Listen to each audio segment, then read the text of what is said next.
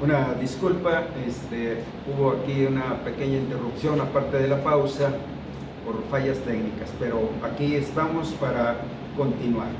Bueno, entre todo esto que les comparto, principalmente es ver cómo la multiplicación viene avanzando a pesar de la persecución. Pero estamos hablando ahora de un elemento básico en la obra: la siembra. Estamos viendo que Cristo había dejado una siembra tan abundante que los apóstoles fueron muy diligentes. Saben que esto ocasionó otra nueva persecución ahora contra los apóstoles, porque ellos fueron acusados de llenar toda Jerusalén de la doctrina de Cristo.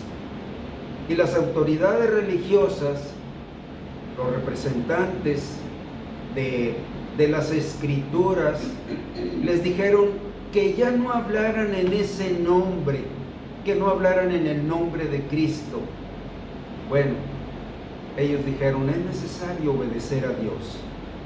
Y Dios nos dijo que predicáramos estas noticias a toda criatura.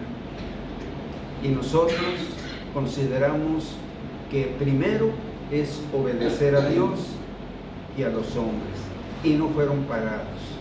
Muy bien, entonces, dentro de esta óptica, viendo el valor de la siembra, vamos a ver en Hechos 10:43 algo que está relacionado. Hechos 10:43.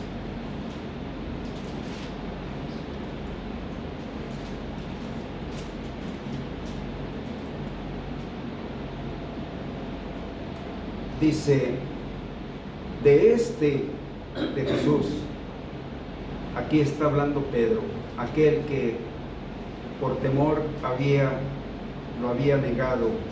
Ahora diciendo, de este dan testimonio todos los profetas. Esa es la palabra escrita, las escrituras. Por eso el Señor les dijo: escudriñen las escrituras, porque ellas dan testimonio de mí. Y Pedro, en la guía, en la obra del Espíritu Santo, está recordándoles. Recordemos que aquí el campo era el campo de los judíos, el centro de Israel. Entonces ahí era donde estaba el templo, estaban las escrituras, estaban los representantes, las autoridades religiosas, los escribas, los fariseos, los ancianos. Ellos eran las autoridades y contra ellos estuvieron luchando en este tiempo, después de que Cristo ascendió al cielo, contra los apóstoles. Y Pedro les dice a ellos: de este dan testimonio todos los profetas, que todos los que en él creyeren recibirán perdón de pecados por su nombre. Bueno, hay muchas versiones a medias, por no llamarlo de otra manera. Por ejemplo, una versión es que Dios no castiga. Bueno, ¿por qué fue necesario que Cristo muriera? Para ser castigado por nuestros pecados, si era el Hijo de Dios. Y Dios, cuando Él clamó: ¿por qué me has desamparado?, no recibió respuesta. Bueno, Dios no castiga al que cree en Cristo, pero el que no cree recibirá el castigo de sus pecados. Otra versión es que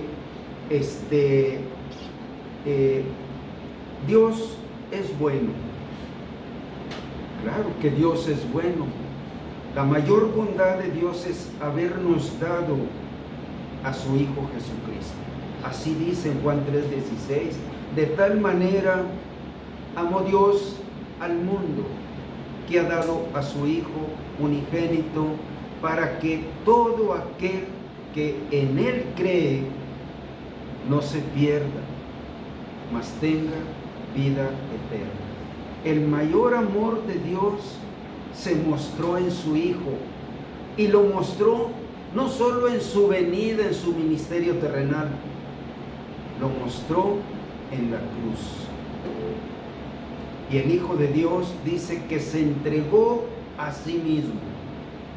Él no luchó contra Dios, sintió la soledad de quedarse solo, separado del Padre por la culpa de nuestros pecados. Y así murió, así fue al sepulcro, separado del Padre. Bueno, Dios no castiga, Dios perdona, sí. Puede ser sí o puede ser no. Dios perdona, sí, al que cree que ese sacrificio fue por Él, a cuenta de Él, del pecador. Dios perdona. Es lo que dice este versículo. De este dan testimonio todos los profetas, que todos los que en Él creyeren recibirán perdón de pecados por su nombre. Bueno, esta es la versión de las Escrituras. Es lo que está escrito, es lo que el Señor les dijo. Y Pedro está encontrando algo más que los profetas dijeron, que los que en Él creyeran, el que habría de venir, el Mesías, el Cristo, los que en Él creyeren recibirían perdón de pecados. Dios tendría una base justa para no castigarte, no castigar tus pecados. Si no, Dios sería un Dios injusto, que perdona, porque Él dice, haz lo que quieras, al cabo yo te perdono y yo te perdono. Sí, pero Dios está mostrando la cruz, y saben que la cruz de Cristo se sigue predicando, porque ahí es donde Él obtuvo el perdón de tus pecados. Dios perdona al que cree. Dios no castiga al que recibe a Cristo. Dios es bueno con aquel que quiere recibir su bondad. Pero alguien que no lo quiere recibir le está diciendo a Dios, déjame así, así soy feliz. Yo no quiero otra cosa, no quiero nada nuevo, no quiero ningún cambio. Déjame así, soy feliz. Pero el pecado te está destruyendo. El pecado día con día te está quitando la vida, porque el pago del pecado es muerte. Cada vez tienes menos vida en ti. Cada día que pasa tienes menos vida, porque el pecado te va cobrando. Y sabes que al final no tendrás vida. Estarás muerto para la eternidad. Entonces, Dios dice que de Él dan testimonio todos los profetas, y lo dice literalmente, que todos los que en Él creyeren recibirán perdón de pecados por el nombre de Cristo. Por eso en Hechos 4:12 dice, y en ninguno otro hay salvación, porque no hay otro nombre bajo el cielo dado a los hombres en el cual podamos ser salvos. No hay otro nombre, ni otro mediador, ni otro intercesor. El nombre de Cristo es el único que puede cubrir toda esta obra de Dios. Nada más. Por eso a los escribas, a los fariseos, les molestaba tanto que predicaran en el nombre de Cristo. Y saben que Saulo de Tarso, que después se convirtió, como lo mencioné, se convirtió a Cristo, él era un perseguidor de todos los que confesaban ese nombre. Los encerraba en cárceles, los obligaba a blasfemar, los mataba, ¿verdad? Porque odiaba tanto el nombre de Jesús.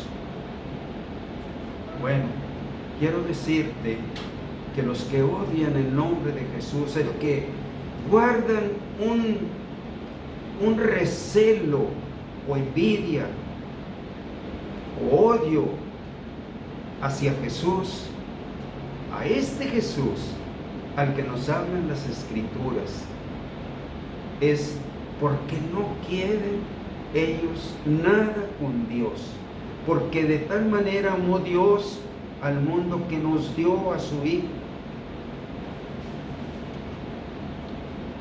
Bueno, estoy mostrándoles el valor de la siembra. Ahora estamos en el tiempo de los apóstoles y ellos abrazaron esta causa, se entregaron. Quiero decirles que en la literatura secular se menciona que todos los apóstoles murieron como mártires. Todos. Pedro, Juan, Pablo. Bueno, de los 12 apóstoles, además, Pablo también fue sacrificado por el nombre. Ellos fueron mártires por guardar su fe. Murieron por su fe. Y ellos creyeron que así les había dicho el Señor: no teman a los que matan el cuerpo, pues el alma no pueden matar.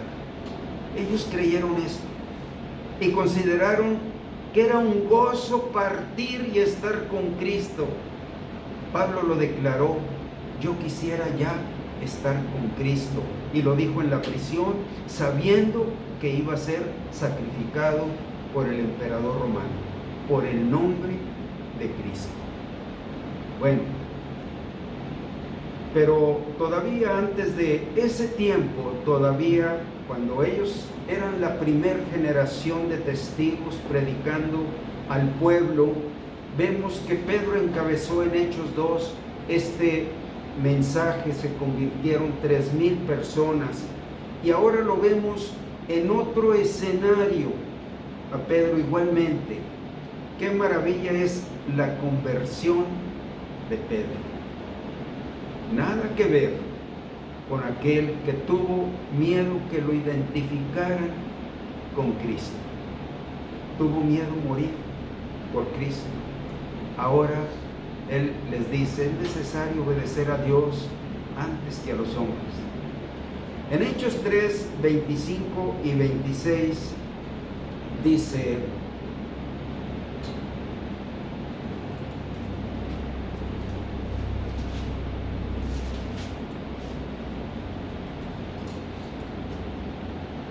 vosotros sois los hijos de los profetas que... déjenme, a lo mejor me estoy confundiendo. Permítanme un segundito.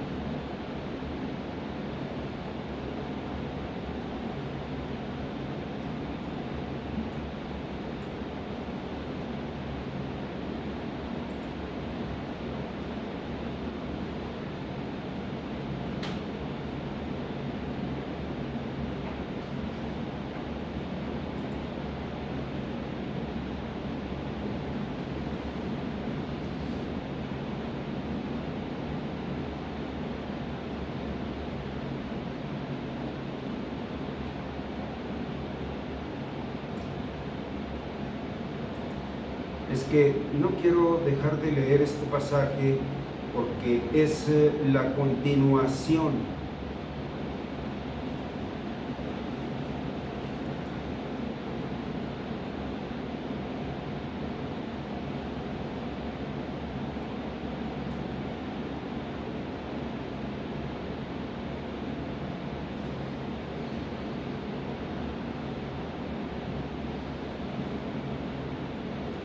Discúlpeme, se me perdió la cita, pero literalmente dice en esta ocasión que Pedro volvió a predicar a otra gran reunión ante el templo, y venían los judíos siguiendo todas las tradiciones, siguiendo lo que ellos conocían, lo que les habían transmitido los escribas y los fariseos. Pero Pedro aprovechó el momento para predicarle a esta multitud y se convirtieron 5,000 personas. En esto lo más relevante es que la multiplicación siguió en el tiempo de los apóstoles, pero no sin antes estar recibiendo la misma oposición de parte de las autoridades. Imagínense ustedes predicando en el seno mismo del judaísmo, del templo, la ley, los escribas, los fariseos, los sacerdotes, el sumo sacerdote, que defendían con un celo todo aquello, porque era la fortaleza de su autoridad. Y cualquiera que atentara contra las escrituras, contra la ley, contra el templo, contra las tradiciones de los ancianos, era enemigo del judaísmo. Y en el corazón mismo de esa ciudad, Jerusalén, ahí los apóstoles desarrollaron su predicación sin temor. Sabían, si su maestro había sido mártir, para ellos realmente ahora era un privilegio morir como su maestro.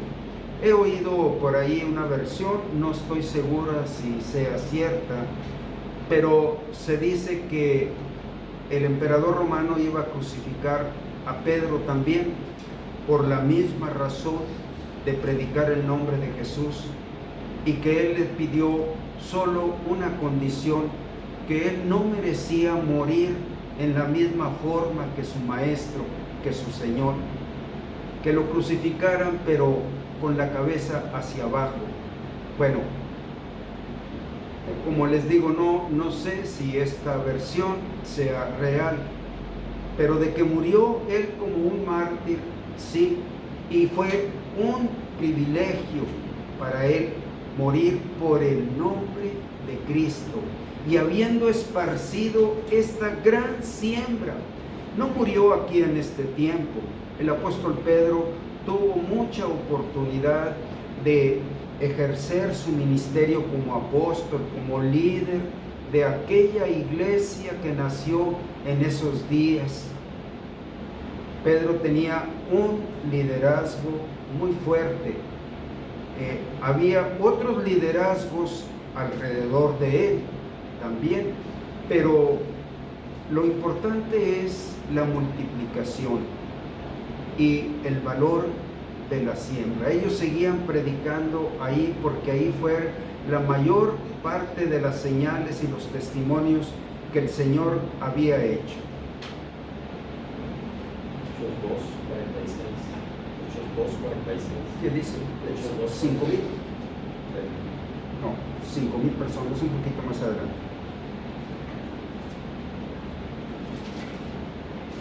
Bueno, aquí está la cita, pero yo quería mostrarles otra cosa más. Dice, fíjense, les voy a leer este pasaje, ya encontré donde se menciona, es un evento después. Dice, hablando ellos, los apóstoles, al pueblo, vinieron sobre ellos los sacerdotes con el jefe de la guardia del templo y los saduceos. Estos eran, ¿cómo decir?, círculos o sectores de las autoridades. Dice, resentidos de que enseñasen al pueblo y anunciasen en Jesús la resurrección de entre los muertos. Resentidos que anunciaran la doctrina de Cristo. Y les echaron mano y los pusieron en la cárcel hasta el día siguiente, porque era ya tarde. Pero muchos de los que habían oído la palabra creyeron, y el número de los varones era como 5,000, ¿verdad? Aconteció al día siguiente que se reunieron en Jerusalén los gobernantes los ancianos y los escribas, y el sumo sacerdote Anás y Caifás y Juan Alejandro, y todos los que eran de la familia de los sumos sacerdotes. Bueno, esto era la élite de las autoridades religiosas, pero religiosas en el sentido de la palabra religión, porque ellos habían hecho de las Escrituras una religión. Se sentían que eran ellos a quienes les habían relegado la administración del reino de los cielos, y eso nunca sucedió. Bueno, los apóstoles fueron instrumentos usados que rindieron su vida, su corazón, y dejaron que Dios anunciara, igual como los profetas, que Dios anunciara todo lo que quería anunciar a través de ellos. Pero siempre la autoridad estaba en la palabra de Dios, en el testimonio de su poder, en el testimonio de sus señales, en el testimonio de la verdad escrita, de la justicia de Dios, la santidad de Dios.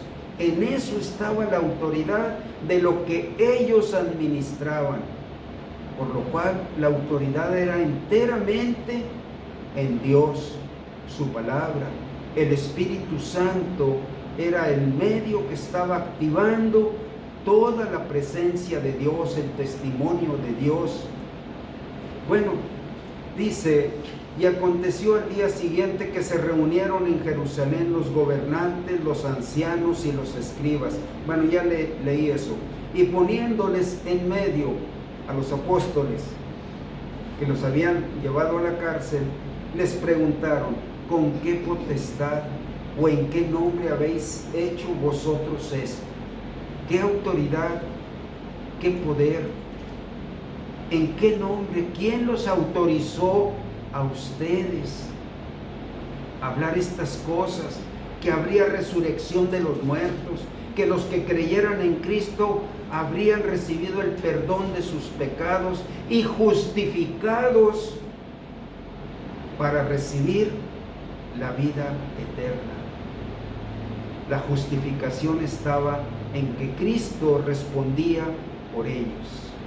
Ese es el nombre de Jesús, que justifica al que es de la fe de Jesús.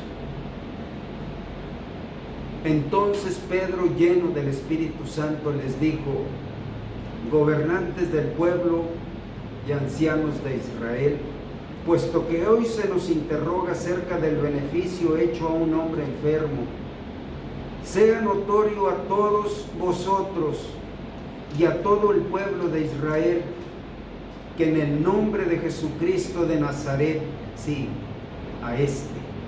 de este dan testimonio, en el nombre de Jesucristo de Nazaret, a quien ustedes crucificaron y a quien Dios resucitó de los muertos, por él este hombre está sano delante de ustedes. Este Jesús, el que ustedes crucificaron, el de las Escrituras, el que dan testimonio los profetas, es tan importante en tu corazón creer en este Jesús. Este es el que resucitó. Este es el que quiere venir a vivir en tu corazón y levantar una vida muy en lo particular para ti. Pero Él es el que lo quiere hacer por su nombre, que tiene la potestad que ellos preguntaban. Bien, dice, diciendo: ¿qué haremos con estos hombres? Porque de cierto señal manifiesta ha sido hecha por ellos, notoria a todos los que moran en Jerusalén, y no lo podemos negar. Sin embargo, para que no se divulgue más entre el pueblo, amenacémoslos para que no hablen de aquí en adelante a hombre alguno en ese nombre, en el nombre de Jesús. Todo hermanos, absolutamente todo está centrado, ubicado, contenido en el nombre de Jesús. Porque las Escrituras todo enfocan en Él. Las Escrituras son el medio supremo de Dios para mostrarnos a Jesús.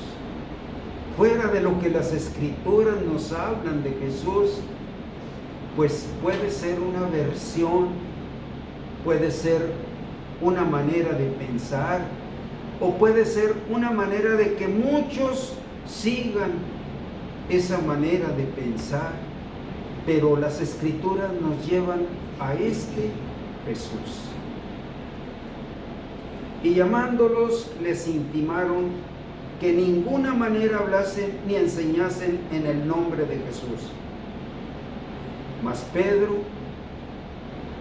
y Juan respondieron diciéndoles: juzgad si es justo delante de Dios obedecer a vosotros antes que a Dios, porque no podemos dejar de decir lo que hemos visto y oído.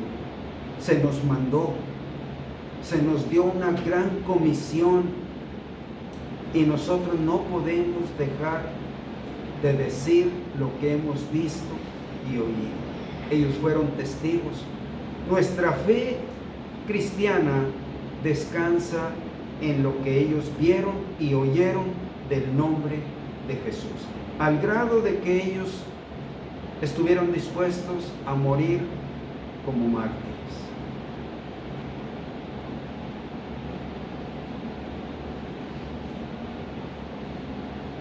Muy bien, esa es la parte. Ya nomás quiero comentar esto.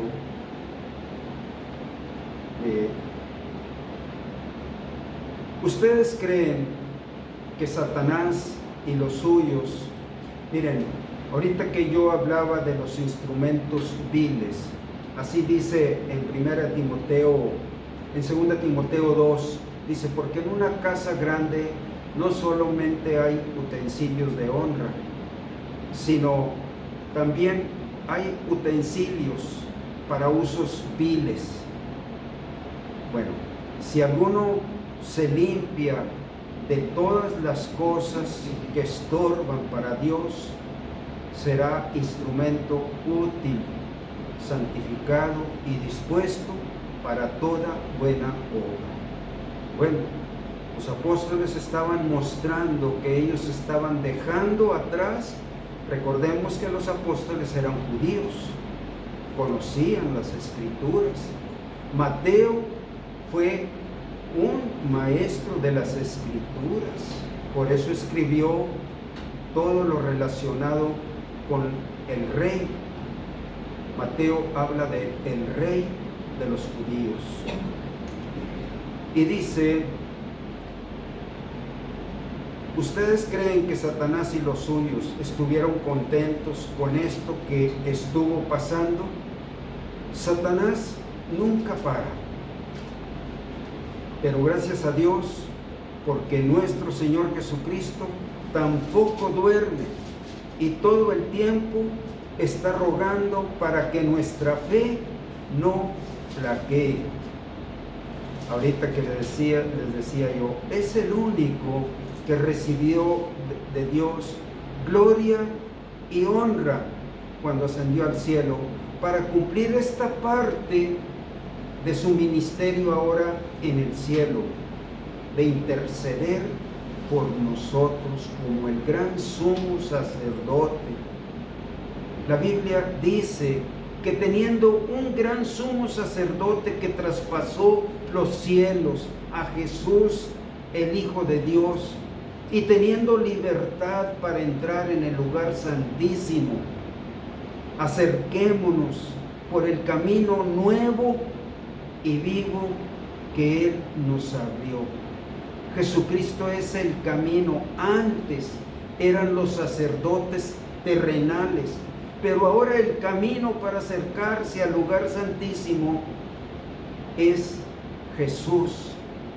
Y dice, teniendo libertad por la sangre de Jesucristo, por el camino nuevo y vivo que Él nos abrió, a través del velo que había. Recordemos que el velo fue roto cuando el Señor Jesucristo, el velo del templo, fue roto cuando el Señor Jesucristo entregó su Espíritu. Y dice Pedro, dando a entender que el camino estaba abierto, que el velo del templo, en el cual nada más el sumo sacerdote podía entrar. Bueno, ese velo se rompió y ahora la Escritura nos dice que tenemos libertad para entrar al lugar santísimo por la sangre de Jesucristo.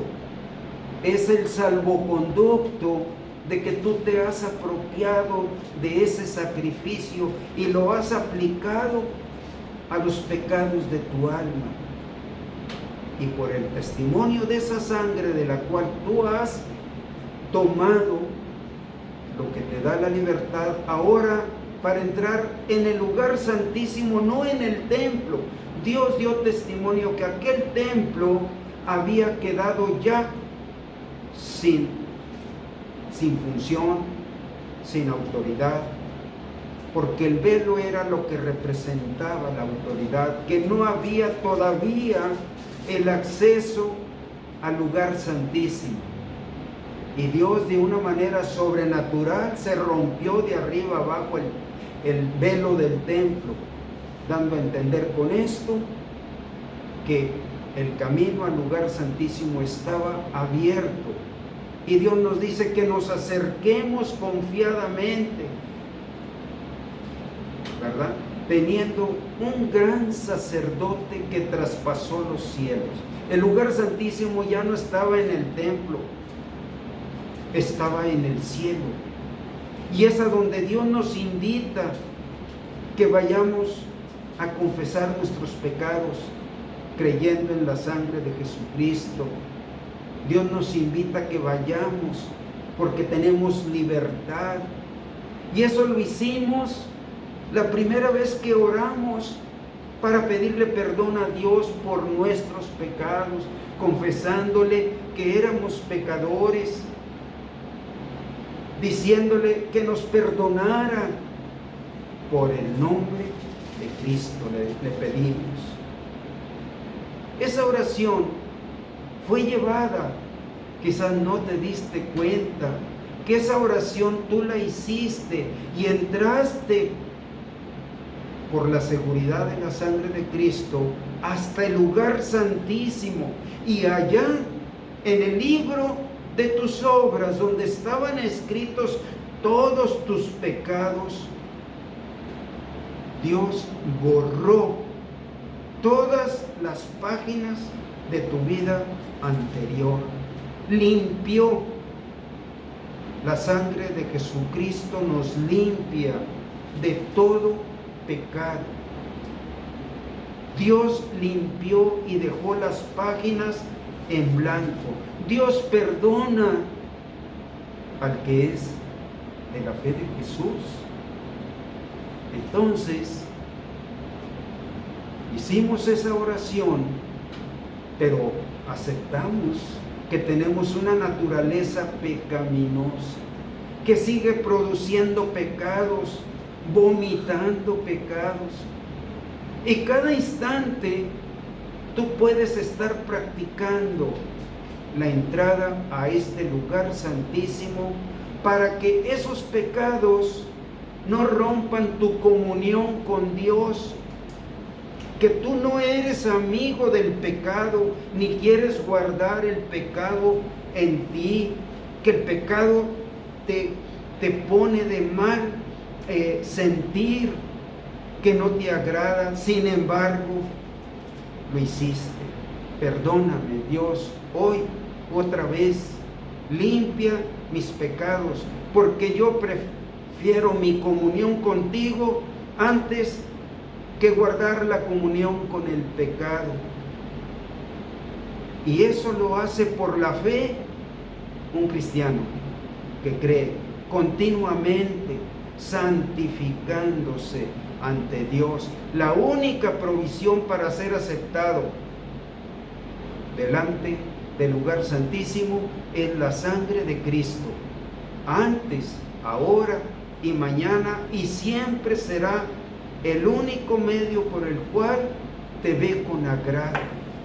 Porque tú le muestras que eres amigo de Dios y no amigo del pecado, que tú prefieres el compañerismo, el participar de las cosas divinas, diciéndole: perdóname, no quiero el pecado, yo quiero estar contigo siempre. Bueno, estas cosas es la libertad que tenemos para entrar en el lugar santísimo. Y ya para terminar, vamos a leer estos versículos. Américo, por favor, ¿quieres leernos Hebreos 7, 22?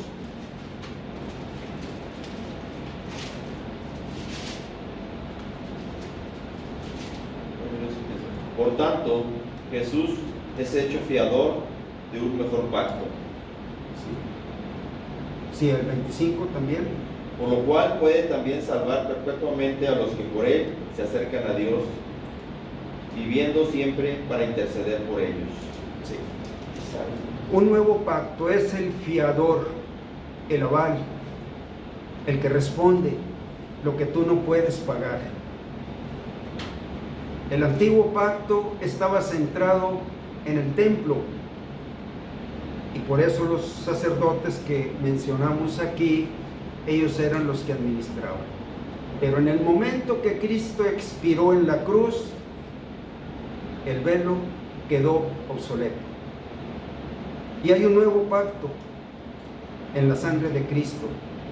Y el nuevo pacto es que tú puedes entrar hasta el lugar santísimo a confesar tus pecados. Y saben que este es un sello en uno que cree en Cristo. Confiesa sus pecados delante de los ojos de Dios, porque es Dios el que conoce los pecados más íntimos, hasta los más palpables y visibles. Ante Él es ante quien tenemos que confesar, y ahí tenemos un gran sacerdote que traspasó los cielos. Bueno, este es el fundamento de la fe cristiana, confesar pecados. ¿Dónde? En el lugar santísimo. Ese santuario que estaba en un templo terrenal, ahora está en el cielo. Ahí está el santuario. Y Cristo sentado a la diestra de Dios, dando testimonio con los agujeros de los clavos en sus manos y en la cruz. Por eso la Biblia le llama, aunque Cristo está en el cielo, el Cordero de Dios, el que murió como una oveja sacrificada. Bueno, nos queda un último versículo para terminar.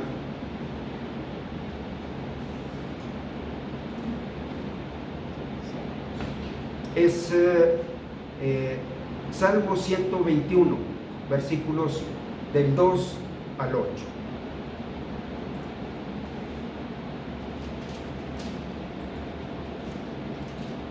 ¿Sí, Américo? Por favor. Alzaré mis ojos a los montes. ¿De dónde vendrá mi socorro? Mi socorro viene de Jehová, quien hizo los cielos y la tierra. No dará tu pie al resbaladero, ni se dormirá el que te guarda. He aquí, no se adormecerá ni dormirá el que guarda a Israel. Jehová es tu guardador, Jehová es tu sombra a tu mano derecha. El sol no te fatigará de día, ni la luna de noche. Jehová te guardará de todo mal, Él guardará tu alma. Jehová guardará tu salida y tu entrada, desde ahora y para siempre. Hasta el 8, ¿verdad? Muy bien. Bueno, este salmo también nos llama a que vayamos y pongamos nuestros ojos allá, ¿de dónde viene mi socorro? Mi socorro viene de Jehová. Bien, hermanos, por hoy vamos a llegar hasta aquí. Prácticamente esto es como un paréntesis en el tema por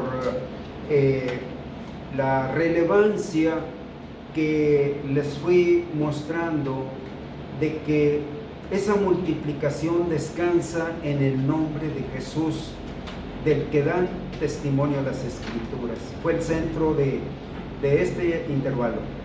Y bueno, con esto terminamos. Dios los bendiga. Con el favor de Dios continuamos en la siguiente predicación. Con este tema nos quedan algunos buenos puntos todavía para ver cómo floreció desde el tiempo de los apóstoles hasta ahora. Dios les bendiga.